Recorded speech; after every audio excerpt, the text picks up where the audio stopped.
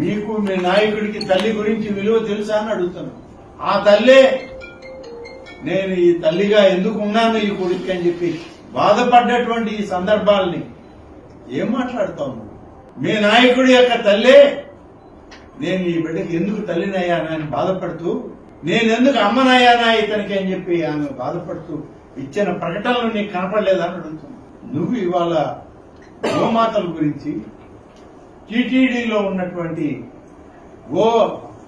గోవుల యొక్క గోశాలల గురించి మాట్లాడే క్రమంలో అమ్మ, ఆవు ఇన్ని మాట్లాడుతున్నావు. అమ్మ అనే పదానికి అర్థం తెలియనటువంటి వ్యక్తి నాయకుడిని. అటువంటి నాయకుడి కింద పనిచేస్తున్నావు నువ్వు.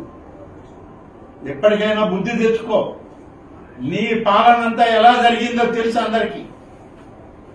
ఎన్ని వ్యవస్థలు కుప్పకూలాయో తిరుమల తిరుపతి దేవస్థానంలో, ఎంత అవినీతి మూట కట్టుకుని పోయావో, ఎన్ని అపచారాలు మూట కట్టుకుని పోయావో. ఇవాళ ఆ దేవదేవుని యొక్క శాపాలు నీకే కాదు, నీ బిడ్డలకు కూడా తగిలాయి. ఇంకా నీకు బుద్ధి రాలేదని అంటే ఇక ఆ భగవంతుడు కూడా నిన్ను రక్షించడు.